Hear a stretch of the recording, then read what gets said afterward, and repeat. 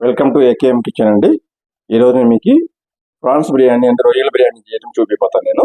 దీనికి కావాల్సిన పదార్థం ఏంటో చూపిస్తానండి. ఆల్రెడీ నేను ఒక పావు కేజీ రొయ్య నేను క్లీన్ చేసి దీన్ని కొంచెం రోస్ట్ చేసి పెట్టుకున్నానండి.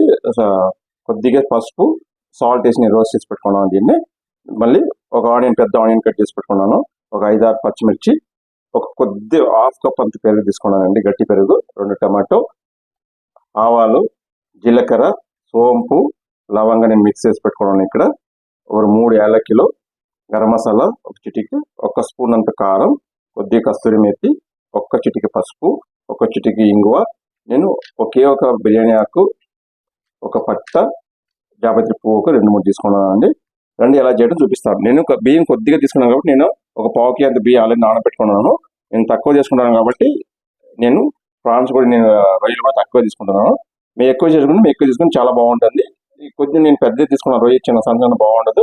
దీనికన్నా ఇంకా టైగర్ ప్రాన్స్ అంటే ఇంకా బాగుండదు టేస్ట్. నేను మీడియం సైజ్ తీసుకున్నాను అండి. రండి ఎలా చేయడం చూపిస్తాను. నేను స్టవ్ మీద కుక్కర్ పెట్టుకున్నాను అండి. కుక్కర్లో నేను 1 స్పూన్ ఆయిల్ వేసుకుంటున్నాను. ఒక 2 స్పూన్ ఆయిల్, 1 స్పూన్ గీ యాడ్ చేస్తున్నాను. నేను 1 స్పూన్ అంతా గీ యాడ్ చేసుకుంటున్నాను అండి. గీ రొయ్యల టేస్ట్ చాలా బాగుంటుంది. ఆయిల్ వేడవుతూ వచ్చింది. నేను ఈ పోపు దింపులన్నీ యాడ్ చేసుకుంటున్నాను దీంట్లో.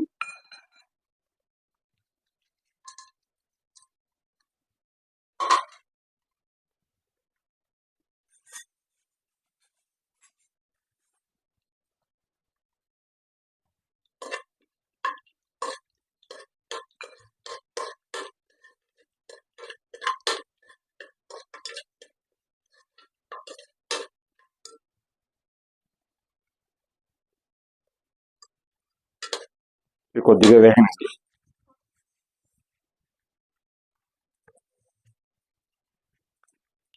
ఇది ఆవాలని చిటపడా అయిందండి. ఆనియన్ వేసుకుంటున్నాను. ఆనియన్, పచ్చిమిర్చి ఇది కొంచెం వేగనండి. ఒక 2 మినిట్స్ మంచి బ్రౌన్ కలర్ వచ్చిన తర్వాత నేను టమాటా యాడ్ చేస్తానండి. ఇది కొంచెం వేగని ఒక 2 మినిట్స్ తర్వాత మీకు చూపిస్తాను.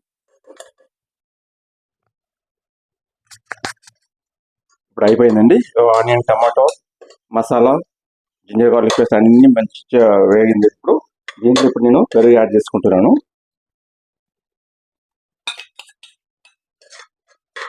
పెరుగు వేసి మంచిగా కలుపుకోండి. కలిపిన వెంటనే కొత్తిమీర కట్ చేసి వీటిని యాడ్ చేసుకోండి.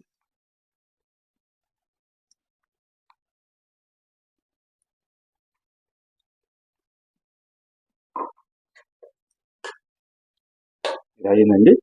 అయిన వెంటనే ఆల్రెడీ మనం రోస్ట్ చేసి పెట్టుకుంటే రొయ్యలు యాడ్ చేసుకుంటున్నాను. నేను యాడ్ చేసి ఒక 2 మినిట్స్ ఉంచండి. దీన్ని సిమ్లోనే యాడ్ చేసి వేగని కొంచెం సిమ్లో కొంచెం రెడీ అయిన తర్వాత దీంట్లో రైస్ యాడ్ చేసుకున్నామండి. ఒక 2 మినిట్స్ ఉండిన తర్వాత రైస్ యాడ్ చేసుకున్నాం.